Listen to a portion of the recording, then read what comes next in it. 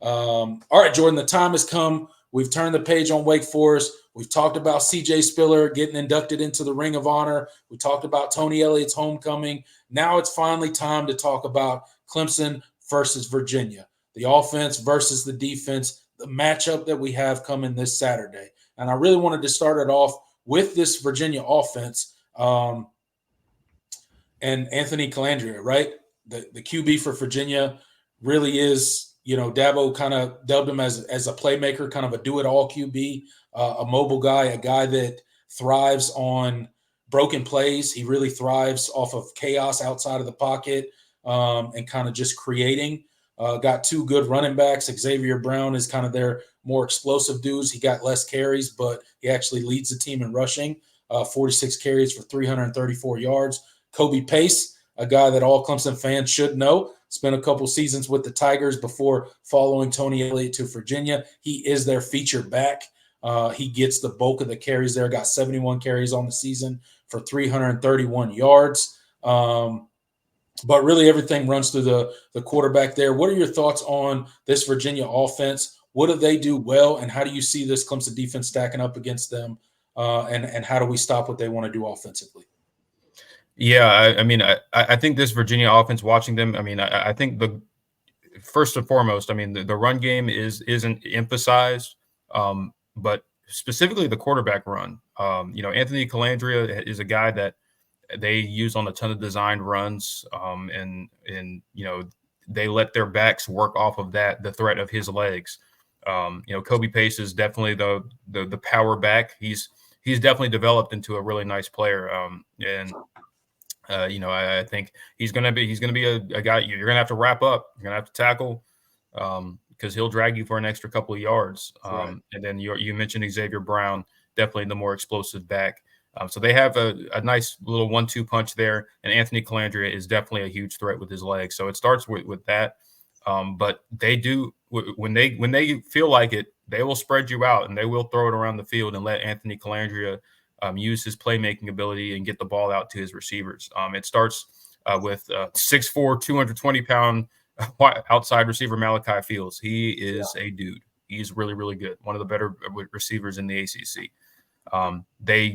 They target him almost double anybody else. I think he has 37 catches over on the year. The next closest has 19, I believe. Their tight end, Tyler Neville.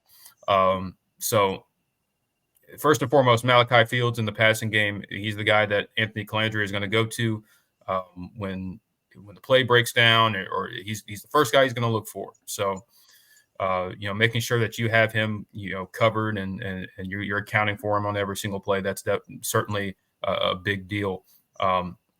I think this is the strength of this Virginia team for sure. Is this offense really well put together? I mentioned their tight end Tyler Neville, really nice player as well. And he's also a nice little safety blanket for Anthony Calandria when things get in trouble. The thing is as dynamic as Anthony Calandria is, that dynamicism, I guess, or dynamic ability also comes with some. He'll make mistakes. He'll throw you the ball. That's just kind of the nature of how he plays. He's certainly a gunslinger. That's how he played last year. They kind of let him play free because that's how that offense generates a lot of points and a lot of yards in the games that they've won. And so I think there'll be the opportunity to create turnovers if you can get pressure on him and make him put the ball in harm's way, because he's very, very aggressive and he will try to make plays down the field even if sometimes they're not there. So I think that's going to be important for this Clemson defense is getting a consistent pass rush, which I think if anything, I definitely still want to see more improvement from defensively. The pressure and sack numbers have not been there. Tackles for loss have been, but not necessarily the quarterback pressures. I feel like sometimes the quarterbacks he played have gotten too much time to survey the field and dice you up. So I think that first and foremost, that's going to be the thing that I need to see this defense improve on. They also will use their backs in the passing game, so that's another thing that they're going to have to take into account. Kobe Pace, I think he has 19 catches on the year. So they will throw the ball to their backs and use them in the passing game as well. It has all the hallmarks of kind of it's very similar to what Clemson ran under Tony Elliott.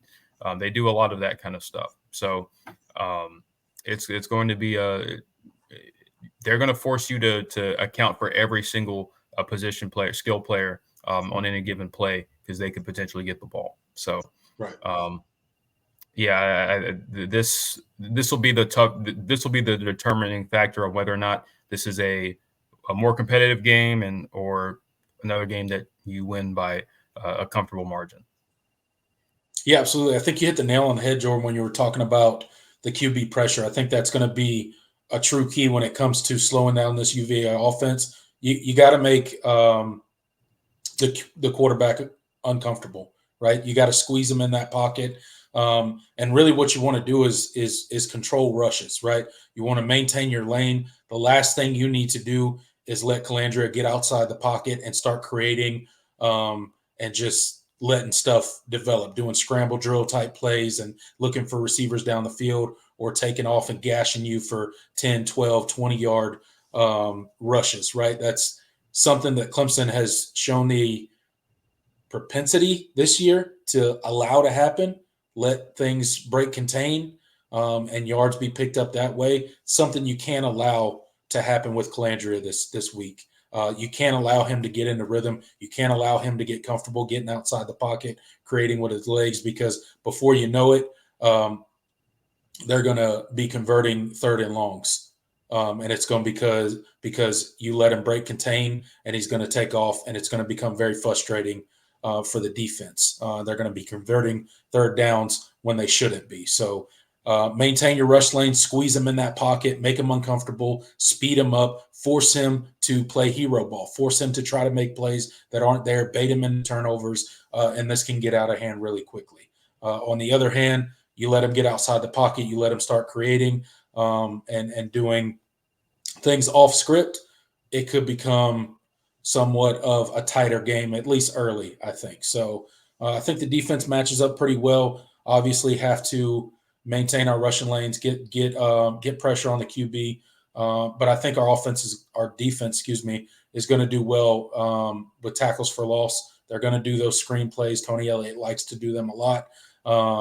And I think our DBs have shown that they like to blow those plays up. Our linebackers are athletic and fast enough to kind of run sideline to sideline. So I don't see Virginia having a whole lot of success doing that. So overall, I think it's a pretty good matchup for the defense, but you just got to stay disciplined and do your job. And I think it'll end up pretty well for the Tigers. Transitioning to this Virginia defense, Jordan, that defensive front is really good for Virginia, right? That's kind of where it starts with them. But Cade Klubnik and the rest of that Clemson offense have been playing really well for the past few weeks, right? A little bit slow start last week, but really been finding a bunch of different weapons, right? We talked about the receiving core stepping up and the offensive line play, and obviously you got Phil Maffa, and then even Keith Adams Jr. had himself a day last week, and Jay Haynes has been good in spurts for you this season. So what's kind of your thoughts on how this UVA defense is going to attack this Clemson offense and try to limit what we like to do? Yeah, I think what we've seen from this Virginia defense is they are going to do whatever it takes to try and stop the run. I think that's something that they were really, really poor at last year, and they've certainly improved a good bit. I believe they are 49th in yards per rush nationally. That's not outstanding, but compared to where they were last year, right. They were one of the worst Power 4 rush defenses. And so they've made a significant effort to improve in that aspect. So I believe that's going to be how they're going to game plan this Clemson team. They're going to try and limit Phil Maffa. Of course, when you do that, it definitely means your second level defenders and your secondary is vulnerable, and they have certainly been vulnerable this year. This is not a very good pass defense. I believe they're 112th in the country. They are not they're not very good. So, I do think there will be plays to be had in the passing game, similar to Wake. And, it's just about picking your spots and Cade continuing to play the way he has. And as long as his playmakers make plays, I think you'll be able to move the ball and score points on this defense. So, and of course, that'll open things up for Phil Maffa. And and one thing I'm interested to see about this Virginia defense is I think this is by far the best offense that they have played. I thought they held up well against Louisville this past week. They probably should have won, to be honest. Definitely should have won that game. That was pretty disappointing, and they could, but I'm sure that was kind of a gut wrenching loss. Yeah. But one thing I want to see is I think this is the best offense they've played, and I think this is the best offensive line they've played this year. And so I want to see how that defensive front holds up. They're not a heavy pass rush team. I think they only have about 12 sacks on the year. So I think you should be able to to hold up pretty well against this Virginia front. It really is just about making the plays when they're there, and I think you'll be able to move the ball and score points on this team. Yeah, absolutely. I agree with you. And this, talking about just this Virginia team as a whole, going back to even last year, they got a lot of close losses. This team has had some of those gut-wrenching losses that you talk about that happened last week against Louisville. But, this team truly comes in, playing for something. They're 4-2 on the season. They got one loss in the ACC, obviously, last week to Louisville. That was a game that came down to the fourth quarter. They absolutely could have won that game. Mistakes in the fourth quarter definitely plagued them, and they ended up losing. Their only other loss on the season is to a Maryland team where they turned the ball over 4 times and still had an opportunity to win the game. Obviously didn't, and you probably shouldn't win a game where you turn the ball over 4 times. But this is a team that's going to come out and really try to give Clemson their best shot, right? Again, I said they're 4-2 on the season. They still control their destiny in the ACC. If they can eke out a win in Death Valley against Clemson, they're in the driver's seat to kind of make some noise in the ACC. So I think Clemson gets their best shot. Obviously, they're going to be playing off of emotion. They know the magnitude of this game. I know Tony Elliott talked about in his press conference how, he's addressed this team a couple times this week and told them this game is not about me. This is about, us playing as a team, and this is it. This is like any other game, but everybody knows that's not true. That's coach speak. This is not any other game, right? It's not any other game for Clemson either. This is Tony Elliott. This is a guy that was with the program for 10 plus years, majority of that time as your offensive coordinator. It's not just any game, right? It's Dabo's first time playing against an assistant coach. Not only assistant coach, but this is a guy that he coached as a wide receiver when he was a wide receiver coach, and then got to hire him later on in life as his running back coach, and then obviously grew into his offensive coordinator and won 2 national titles together. So I know both coaching staffs are probably trying to take some emotion out of the game, but this is definitely going to be a very emotionally charged game. And then you pile on the fact that, CJ Spiller's getting inducted into the Ring of Honor. This is going to be a juiced environment, I think, on Saturday. And I think it's going to be a lot of fun, and I can't wait to watch it. Yeah, absolutely. And this is a UVA team that is definitely much improved from last year. So I do want to put that out there. So I think this is a game that you can't sleepwalk into, or it could be. It's a game that you expected, that is a little bit more competitive than you expected. So I think as long as you execute your game plan, I think the game will play out the way you expect it. So come out focused. You're at home crowd should be, even for a noon kick, should still be pretty good. Right. And just kind of and do what you've done all season. That's right. Take care of business. Win in convincing fashion. Get out of there healthy. To your point, should be a pretty healthy crowd. everybody going to the game, as far as Clemson fans, have a reason to get to the stadium early. So should be a good crowd. Jordan, one of the other huge storylines for this coming Saturday is the coach of Virginia, and that is none other than longtime Clemson assistant coach, offensive coordinator, Tony Elliott, coming back to the Valley for the very first time. Obviously, he was a player at Clemson. Dabo Swinney coached him when Dabo Swinney was just the wide receiver coach. He was a wide receiver here from 2000 to 2003. First time kind of Dabo coaches against a former assistant as a head coach. So that's going to be a big time first time. Tony Elliott will be back in Death Valley, not wearing any Clemson garb. So I'm sure there'll be some mixed emotions there for him as well.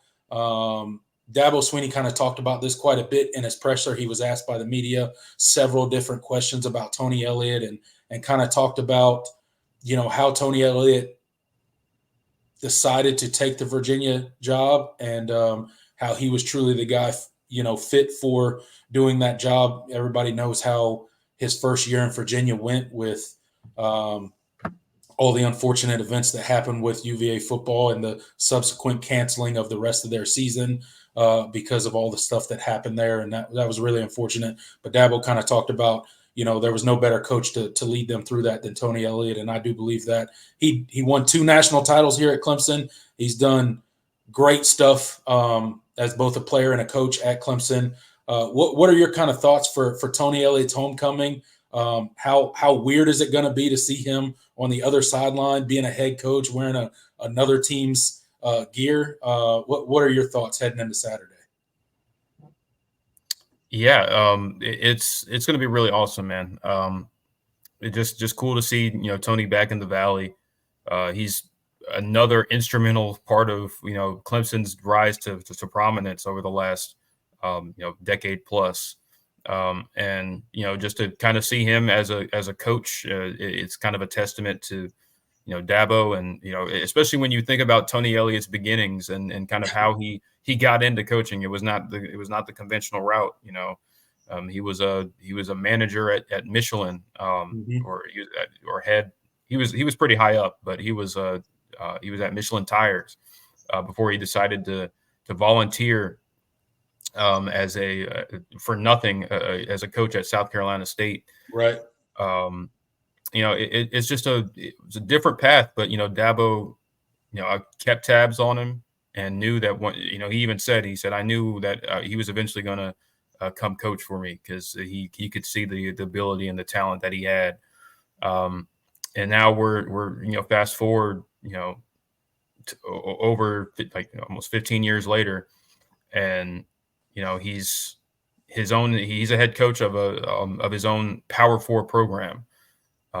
And he's having a decent success this year, which Right. is really cool when you consider kind of what he had to deal with to start out.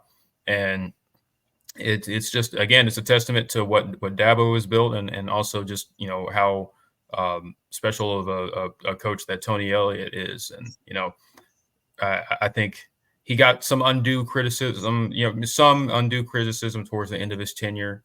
And it didn't necessarily end the best. But Tony, you don't go on the run you do without having Tony Elliott, in the program as your offensive coordinator, along with Jeff Scott. Phenomenal recruiter. I never heard anybody say a bad thing about Tony Elliott, and excited to have him back in the Valley. And it's going to be a pretty bittersweet and cool moment. After the game, when the coaches come and hug or shake hands, it's definitely going to be more of a special moment, just because of the history. So that's going to be pretty cool as well. Yeah. Speaking of Tony Elliott's recruiting prowess, big reason Cade Klubnik is a Clemson Tiger is because of Tony Elliott. So that was maybe a parting gift that he gave the Tigers before he headed off to be the Virginia head coach. You talk about his tenure and how he got into coaching, not the traditional way. And Dabo talked about how he contacted him when he was an engineer over at Michelin, and how he was like, well, make sure you really want to coach. Go volunteer somewhere. And he did, right? Volunteered to South Carolina State, then went to Furman for a couple years, and then basically spent, every single year after that from 2011 to 2021 as a Clemson coach, right? First a running backs coach and then a co-offensive coordinator with Jeff Scott, and then but always the play caller, and then he became the offensive coordinator and assistant head coach in his last season. So you mentioned kind of the animosity that was kind of angled his way in probably his last season as a Clemson Tiger play caller, and some of that was warranted. Some of it was not all his fault. Obviously, we weren't good at some position groups, particularly wide receiver. We weren't good at quarterback. We weren't good at offensive line. We basically weren't good anywhere. And he got a lot of that criticism. But, a couple years removed now as Tiger fans, I think we can look back and certainly see that it was definitely not all his fault, although some of it was. But we can appreciate everything that Tony Elliott did for Clemson football. Like you said, you don't win 2 national titles without Tony Elliott. He was the play caller for each one of those national titles. And I know people have talked about Jeff Scott and Jeff Scott and Jeff Scott and Jeff Scott. Jeff Scott didn't call a single play for Clemson. Tony Elliott called the plays.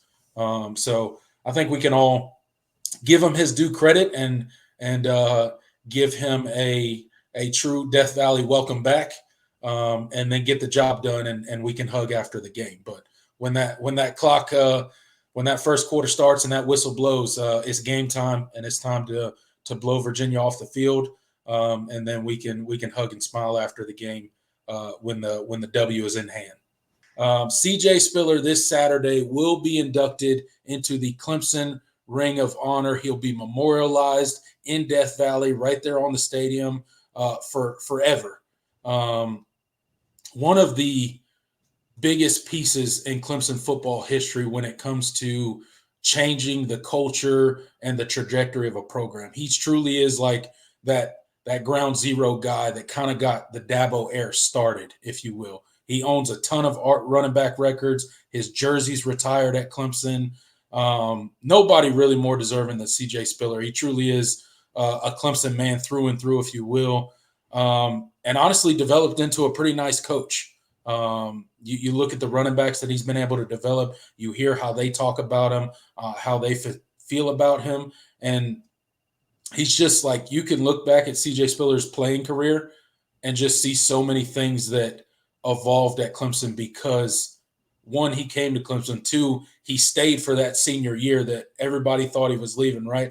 Dabo in his presser this week talked about that story about how CJ Spiller left his office in tears and he thought he was gone. And, he goes out and does the big press conference and, at the end kind of is like, oh, I'm coming back. And, everybody's shocked. Everybody's excited. You remember back to his pro day where, Yep. It was raining. It was a mess. It didn't go well at all. And what was born out of that indoor facility, right? That indoor practice facility. That Georgia Tech game, probably one of the most iconic games that he ever played in as a Clemson Tiger. Didn't go our way, but still an absolute out there, man. Clinic from CJ Spiller. He couldn't have ran another half yard on that field. He literally left it all on the field. And that game truly does epitomize like CJ Spiller's career at Clemson with just leaving it all on the field for the Tigers. So talk a little about CJ Spiller, what you remember from his playing days and how huge and awesome this is for him to get inducted into the Ring of Honor at Clemson University. I mean, it's amazing, man. I mean, he's really one of the formative, and I'm going to make some of our viewers feel old, but he's definitely one of the formative players in my Clemson fandom. He's one of the first jerseys I ever owned. Just special player, and it really is incredible that he even ended up at Clemson, because a guy like him was supposed to end up at Florida or Miami or whatever. Could have went and won a national title with Florida. Actually, he could have, but he took a chance on Clemson, and Dabo was instrumental in that recruitment, and it just what he meant, in terms of laying the foundation for what this program eventually became. I mean, I don't think you can overstate it. I mean, you could argue he's the most important player in school history. Yeah. Um, and it's really cool to see him get this honor. And not just, he's showing up to receive the honor and go home. Right. He's a coach, Right. it just all of that, put together, his journey kind of coming full circle. He goes to the league, has a nice, solid career, and makes it back to where he came from, as a coach, where he gets to kind of give back, and also just be a part of the program that he chose to come to, and helped build. Like that's pretty awesome, man. I can't say too many good words about CJ Spiller and what he is as a not just as a football player and coach, but as a person. And just happy for him, because it's going to be cool to it's probably going to be a little emotional when we watch that. Yeah. Because he really is a special human being, and I think I hope they're going to do him justice on the ceremony, and I'm sure it's going to be really, really cool.